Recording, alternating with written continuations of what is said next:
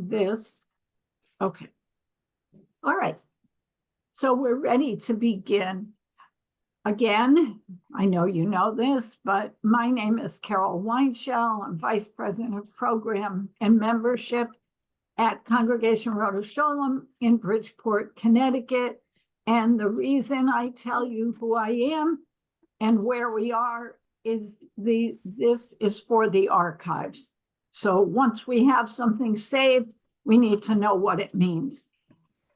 We've traveled, started around the world. We went to Munich and we went to North Africa and we've been to Colombia and we were to Costa Rica last night with a bit of a story about the connection to Antarctica. And tonight, night 5, thanks to Laura Friedman, who straightened my ability to count out, we are night 5 with Laura Friedman, who's going to take us to Morocco. Now, I need to also tell you that Rabbi will not be here tonight and Debbie will not be here. They make their apologies, but they did have family commitments and everybody is entitled, as far as I'm concerned, to be with your family. I lit my candles already. Is there anybody who has not, who wants to lead candle lighting, or are we all set on candles? Yeah. We're set? Yep. Okay. Yep. Okay. So without further ado, Laura Friedman is going to take us to Morocco. And I've seen it, her presentation, and it's going to be wonderful. So, Laura, do you want me to start sharing the screen right away? Yes, please. Okay, hang on.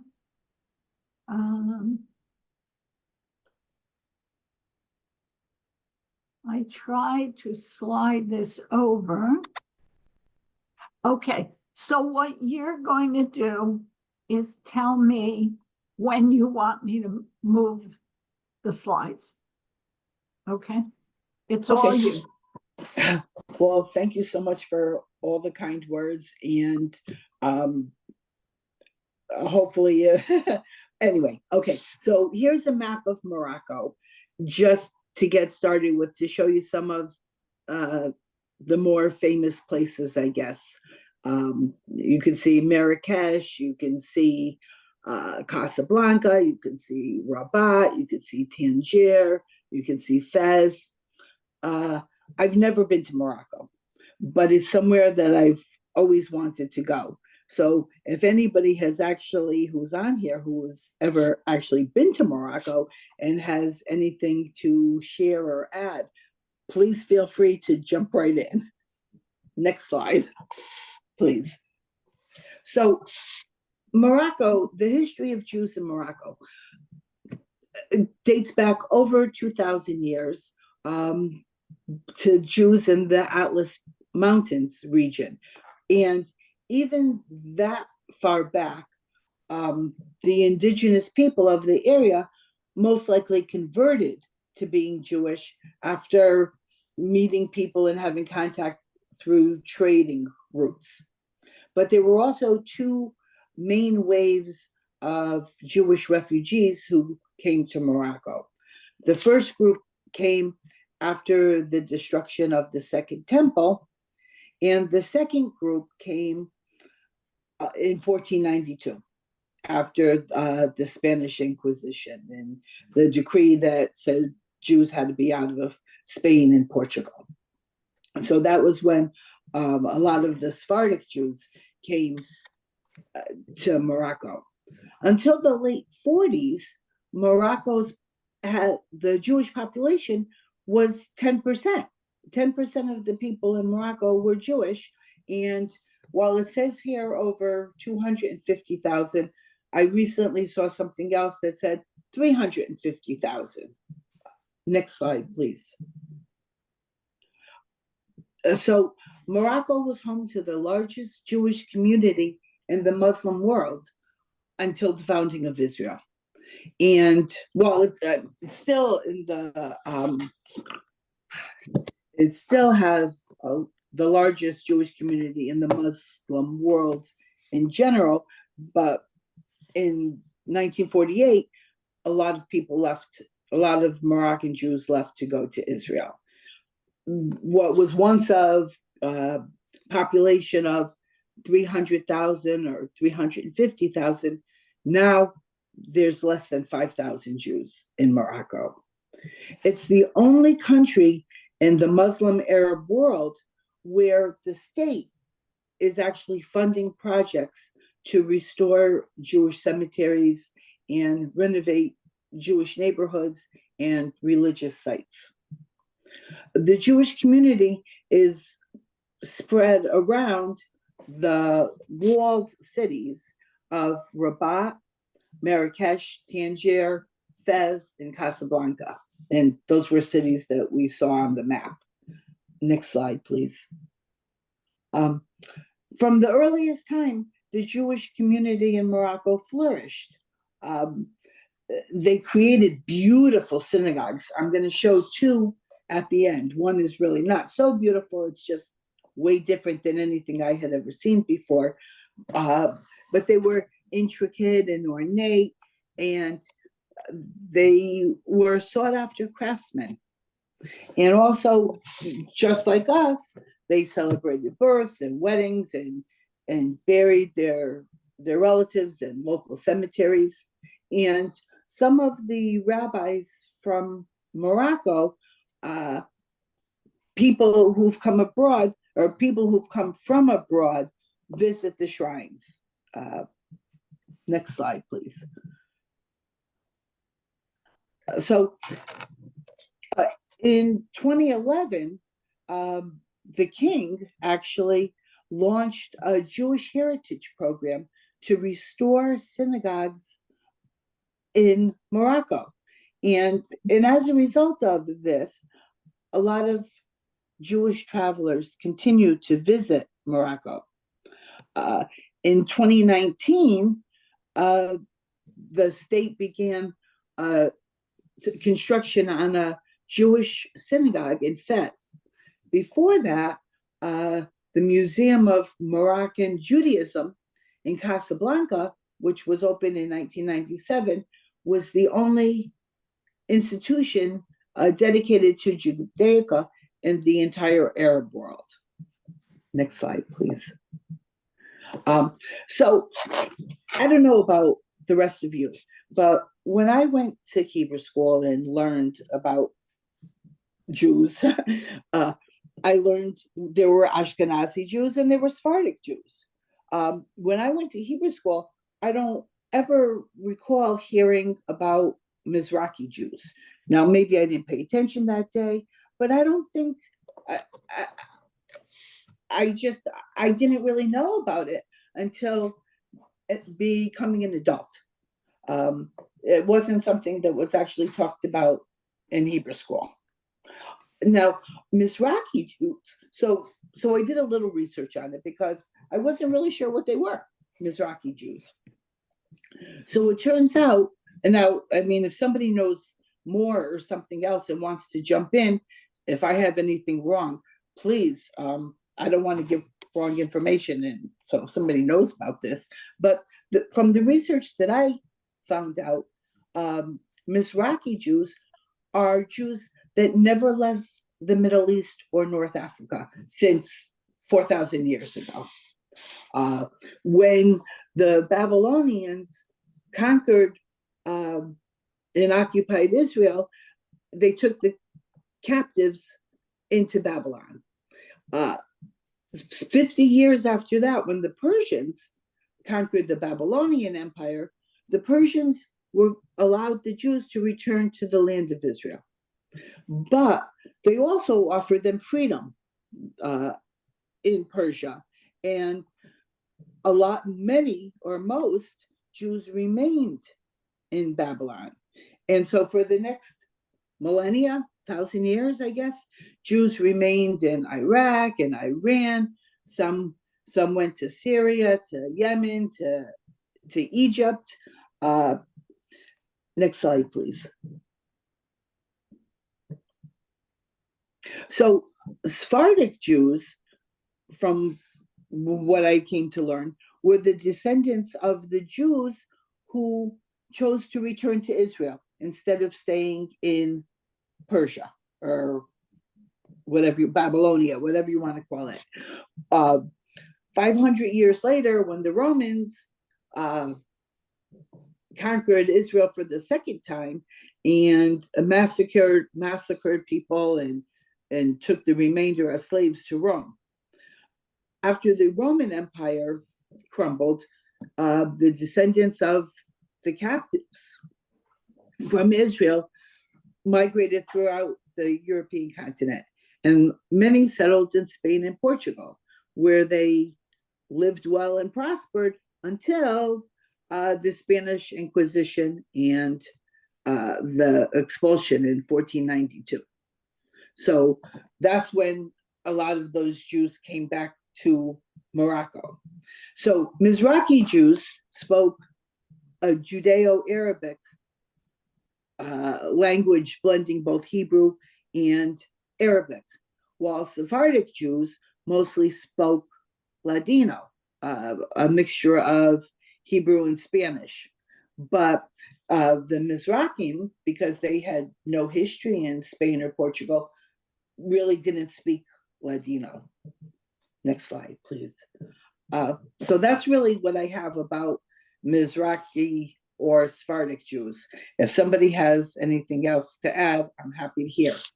So Moroccan food, or Moroccan food for Hanukkah, is like regular Moroccan food, but of course it should be kosher. Now, what I found interesting was that most of the Moroccan recipes that don't use pork or shellfish or things like that are usually kosher without any alterations, because meat and dairy are rarely, if ever, mixed in Moroccan cooking. For Hanukkah in Morocco, they celebrate like we do with lighting the candles for 8 nights in a row and having fried foods. But there is a traditional food in Fez, which is couscous combined with caramelized onions and fried almonds and topped with cinnamon and powdered sugar. And the Moroccan Hanukkah donuts are called sfenj, which are dusted with sugar. Next slide, please. So there were really only 2 customs that I found that were a lot different than what we're used to as for Hanukkah.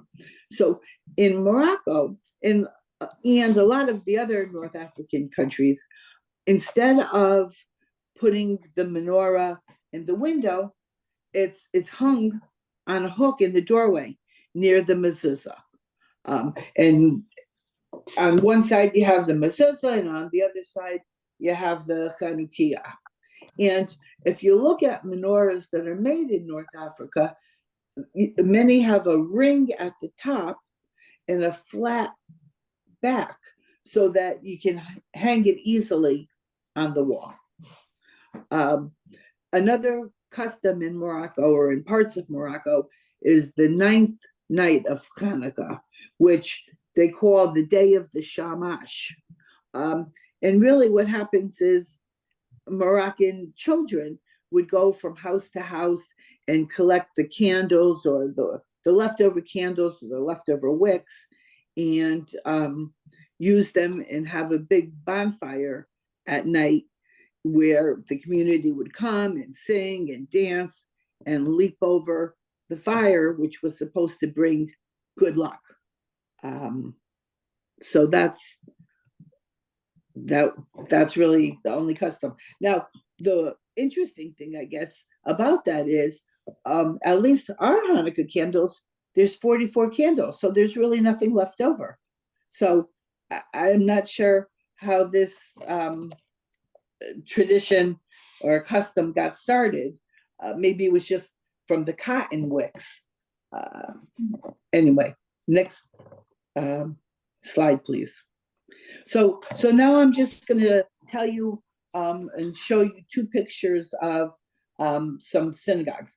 Morocco, or Casablanca, still has the largest Jewish population in Morocco. And at one time, it had 30 different synagogues and kosher restaurants and butchers and bakeries, and even a Jewish school. Out of the maybe 3,000 Jews that live in Morocco now, most live in Casablanca. Next slide. And so this is one synagogue, Temple Bethel, and it's supposedly one of the most beautiful synagogues in Morocco. Next slide. Actually, can you go to the last slide to show the picture first? I don't know. Okay, my fault. Let's not tempt Okay. fate. Okay, so the last picture, or the next synagogue I'm going to talk about, you'll see the picture at the end. This synagogue is an 800-year-old adobe synagogue, and supposedly it's the only one of its kind in the world. Hebrew prayers go back to Berber decorations, and it's still, at least it was, I can't swear that it still is, but at least it was looked after by an old man who, when the rabbi left and there weren't really any Jews left in this area, gave the key to this man and told him that give the key to any Jew who comes in asking for the synagogue. So next slide. Okay, so that's really, you can, last slide.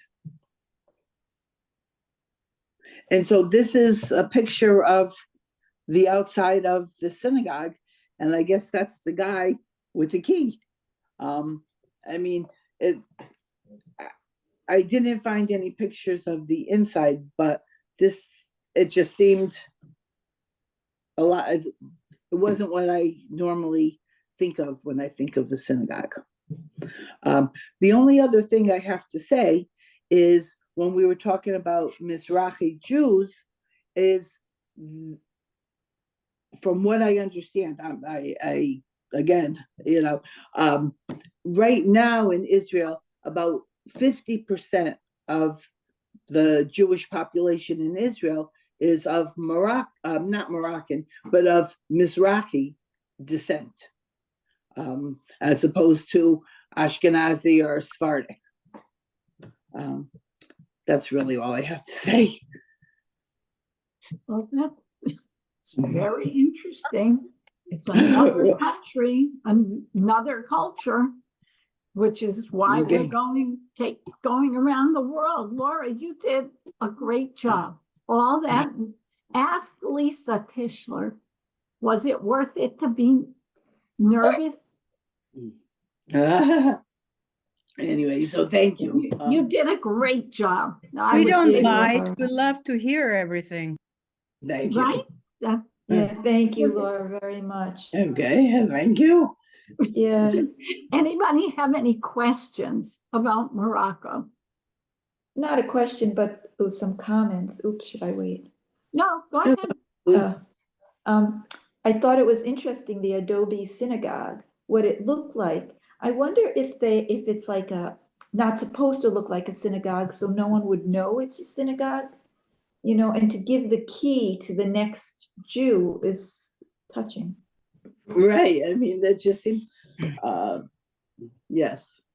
Yeah, I don't know. It was Also, over 800 years old. I mean, so it just, maybe that's how they made them back in the day. Well, it does appear to, I've seen that picture before, and I've been to Morocco. I never seen that synagogue, but it does appear to be of the not clay, of that almost Yes. like a hand mason structure, which is possible what around Adobe area is in terms of natural resources. And maybe that's why that is what it is. Decoration is actually out, but I did see that picture some years back. Did you see a picture of the inside too? No, just like this, like I showed the man with the covering, and supposedly that's how it was described, but I vaguely remember it, and I wish I was paying more attention. I've been to Morocco with my husband. We arrived, it was during Arab Spring and Ramadan, and it was quite interesting. I mean, I don't know, I can take 2 minutes from what I remember. Please. Basically, what struck me was we've been to Marrakesh, we've been to Rabat, Fez, Casablanca. I was always excited to see Casablanca because of the movie, okay? There's no such a thing. That was the first thing you learn. During Ramadan, they did serve us, they did bring us to a traditional Moroccan restaurant. The food was delicious, but women that served us did not eat, and we sat on the carpets. I do want to tell you that the Morocco looks like World War III hit it. On one, you can drive alongside the beautiful beach. The water would be on one side, the other side would look like ruins of, and this buildings you go in, it's like beautiful French architecture because they speak French too. And but it's very you feel unsafe. By the way, tonight, by accident, I made my husband a Moroccan chicken dish. Usually they use olives, they use nuts, like the Laura mentioned. They use apricots, raisins. They use what is it, dates, things of that nature. So basically, what I remember about the Jews there is by the way, the king married a commoner. So after that, Laura had mentioned that the Jewish sites and were protected, the museum and all that. And I have a feeling that came from that because it's very uncommon. It was never seen before where the king actually marries a commoner lady. And she was basically, I mean, she was educated, but no one, there was like a big to-do. Jews over the years there had a lot of ups and downs. Morocco is usually was thought as being favorable to Jews because Jews prospered, like Laura said, in manufacturing of jewelry. But a lot of this also was because money was considered to be a dirty trade. In other words, dirty business. So in the sense that Jews handled the money and banking. And so the Arabs and the Europeans considered that, so that's why they also prospered because of Venetian trades and all explorations that Portugal and Spain did and stuff like that. We've been to some palaces, inner courts of them, Moroccan palaces. When you walk inside, there's beautiful inner courts, and the Magen Davids were in the blue tiles surrounding a huge central fountain, and the home did not belong to the Jews in the past. So it tells you that maybe architects were possibly, and they didn't really mind, the locals didn't mind and that really, we have some pictures somewhere even of that. I have to look through it. Let's see what else I remember there. I talk too much though. Lana, I was going to say And that I'm sorry. I remember the Magen David was not a originally Jewish symbol, and you see it all over Spain and Morocco, and it doesn't mean that that it was necessarily Jewish. It's possible. I don't know, but Yeah, no, I was shocked by all the Stars of David I saw in southern Spain, and I was told that it was not a Jewish symbol. We adopted it. I don't know how. I should look up the history. But how many years ago, King, whatever. But it's possible. It's good to look into it. One more thing I remember. Let me see. There was something else I was going to say. I seem to forget. I guess it's probably enough. I talked too much, so. Well, Uh, that was that. Oh, yeah, same- one more item I remember. I'm sorry, Carol.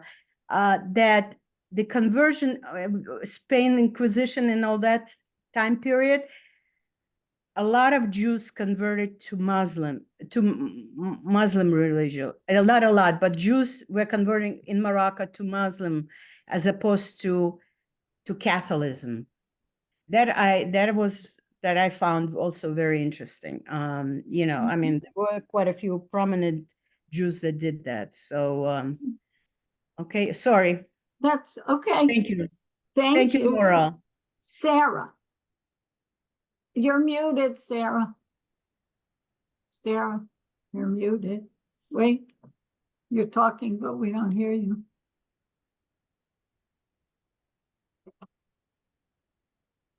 Okay. Hi, Laura or anyone, you said there's so few Jews there now. Did they leave because of persecution? I mean, how is it for Jews now in Israel? I mean, in Morocco. From what I understand, when when Israel became a country, a lot of Jews left to go there. And then just like, in 1956, I think, when most of the Arab nations like kicked all their Jews out, right? So I'm not sure that Morocco actually kicked them out, but most saw the handwriting on the wall, I guess, and decided to move to Israel. I think right now they're not beloved, but they're certainly treated okay.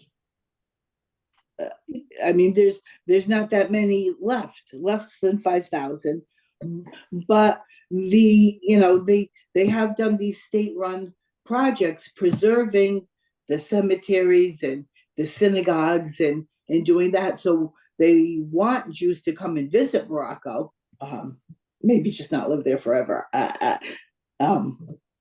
That's There's that theme, that word again of the cemeteries that we saw in some of the other countries, that Jews historically take care of their own, bury their dead, just like we saw in Colombia. It was the first thing that people did when they settled, was make sure that there was a cemetery, like what Laura is saying here. I wanted to tell you that the Museum of Jewish Heritage on Battery Park Place runs virtual trips for a minimal cost. And I've taken a few of them. One was to Italy, but one was to Morocco. And it was very interesting to go on their tour, if you will. It was during COVID. And so you could follow along and see the markets and see the synagogues. It was just interesting to do that and learn about the culture. But I have to tell you, Lana, you burst my bubble. That Casablanca is really not anything. I mean, that movie has been around for a bazillion years. And Wait, we have Lauren Bacall. She was Jewish, right? Am I Yeah. right? Yeah. Romance. No, not Lauren Bacall, but who played anyway, I was disappointed to hear that because it was up there on my list. It was Ingrid Bergman. It was Ingrid Bergman, That's- and she's that's not right. Jewish. Yeah. She's Correct. not Jewish. Yeah, my mistake. That's That's- okay. She was Polish. married to the actor. She was married to the, So, Two quick. Oh, so go on, Carol. Sorry, I was going to say two quick things. yeah, go ahead. One is that I was only in Tangier, but I have to say, Lana, I agreed with you. For some reason, I did not feel safe. I don't know why. I think I probably was safe, but I think it's a cultural thing. The way especially the men, I hate to say it, the way they looked at me as I walked around, I just got the creeps and I felt very uncomfortable. And we drove around where the diplomat, and I agree with your assessment, but when you drive around where the diplomats live, those homes French architecture are magnificent. And the only other thing I was gonna say is that synagogue is fascinating. I'd love to go there just to get inside and see it if you can go inside, but it reminded me, I don't know if you've ever heard of this. I had never heard of it until I went to Poland, and I went into a synagogue, which happened to be beautiful on the inside too. Not ornate at all. It was maybe plaster walls, maybe stucco, but it was plastered over flat, not pointy stucco. And the bima was in the center, and all the people sat around it in a circular formation. And because most of the people in this Polish town were poor, they didn't have Siddurim, and they wrote all the prayers in Hebrew on all the walls. And I had never I seen think that you see before. that in Morocco too. You see Yeah. the prayers on the walls.